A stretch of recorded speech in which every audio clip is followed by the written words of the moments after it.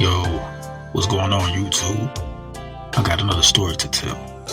And this time, I'm going to be speaking about a man who planted the seed of crime and destruction on 4 generations of his family.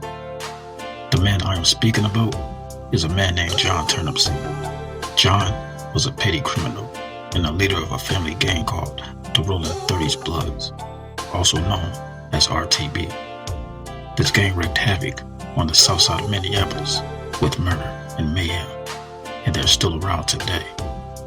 But what's inspirational and amazing about this story is how this man redeemed his life and became a motivational speaker, as well as a man of God. By the end of this story, hopefully, it will inspire your life. If you really want change, change is not too out of reach. If you feel your life isn't going right and you want to change for the better, it can happen. But you have to be the one willing to make that change. Remember, it's never too late to change. Believe that. I just wanted to say that for ears that may need to hear. But now, without any further ado, let's get into the crazy life story of Mr. John Turnipseed. Let's go! A troubled past. Born September 14, 1954, in Alabama, John Turnipseed was birthed into this world by his mother, Earlene. His father, A.C. Turnipseed, was a womanizer and an alcoholic. John was the oldest of 7 siblings, 6 brothers, and 1 sister. When John was still young, he moved with his family to Minneapolis, Minnesota.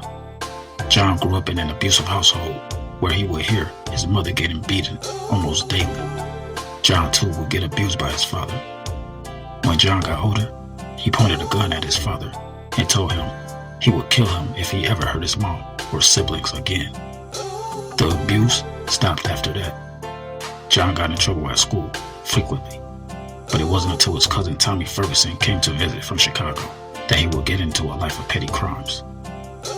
Tommy was like a father figure to John, but was also a bad influence. John would break into homes and businesses, rob banks, deal drugs, and he would even pimp women to make money. John was addicted to drugs like heroin, pills, and psychedelics. John was in and out of prison, and as a first-generation shot caller of the 30s, John would get into fistfights, shootouts, and drive-bys. He was living a dangerous life. One time, John got shot at with an Uzi while with the pregnant mother of his child, and luckily, no one was seriously injured. While incarcerated, John's second child was beaten to death. John had spent a total of 10 years in and out of prison on 3 different occasions.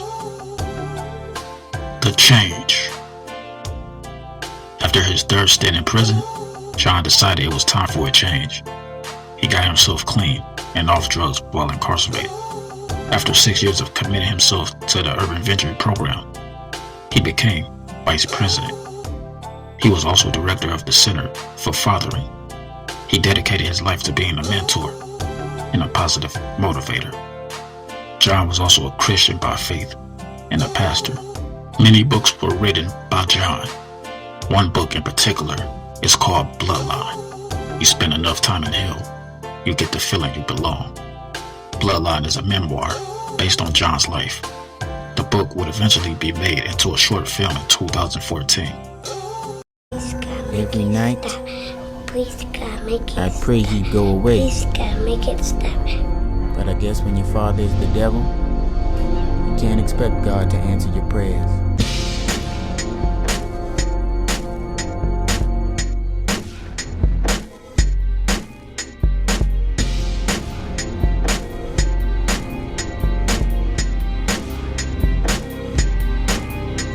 You spend enough time in hell, you get the feeling like you belong.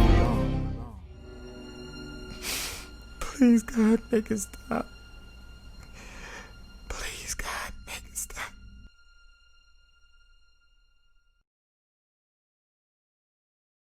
The film will win the Best Short Award at the Memphis International Film and Music Festival. John will be a speaker on TED Talks and the Care 11 local news. he would speak on community activism following the death of George Floyd. John has been invited to the White House in support of the My Brother's Keeper program, founded by former President Obama. John played a pivotal role in getting the case of his cousin Alonzo Ferguson overturned. John visited his son, Johnny Lee Edwards, a known informant, in prison on April 29, 2000.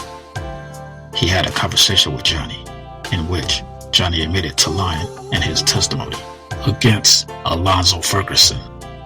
John would then contact Alonzo's post-conviction counsel with this information. Death. On November 22nd, 2022, John Turnipseed died due to heart complications. John suffered from a congested heart. He was 68 years old. His funeral was attended by family, friends, and close relatives that loved and admired him. Legacy. John has 6 kids, including 4 stepchildren, 38 grandchildren, and 18 great-grandchildren. John's wife and family was by his bedside when he passed on. After 27 years of working for Urban Ventures, John is considered one of, if not the most amazing redemption stories to bless the community. John helped break generational curses by reuniting fathers with their children and saving families from being broken apart. John was committed to his work, and he loved helping people. John was also executive director of Mad Dads, an organization of fathers protecting the community against crime. John's life story is told in prisons to give inmates hope that they too are capable of change. Rest peacefully, John Turnipseed. You are truly missed. I hope you enjoyed listening to this story. If so, I need y'all to share this content, like, subscribe, and leave a comment. Don't forget to slap that notification bell as I'm dropping content like this on a regular. And oh yeah, please cop that book by John Turnipseed. It's called Bloodline.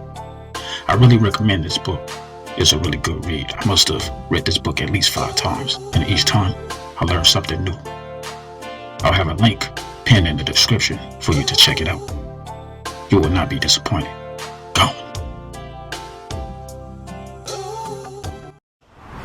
Joining me now, John Turnipseed, a former gang member and author of the book Bloodline, Spend Enough Time in Hell and You Get the Feeling You Belong. He's also vice president of Urban Ventures, a Minneapolis organization that serves under-resourced neighborhoods. Thanks so much for taking the time to join me today. Thanks for having me. I want to talk to you about a number of different issues, but first let me begin with this. We see the racial strife that has played out in this country over the past year in cities and in communities across America. I know that there are many white Americans today who are troubled by what they see, but unwilling to really voice their concerns, unwilling to really engage in it, and frankly fearful that they'll be canceled or fired or have ramifications for them if they speak out in their communities.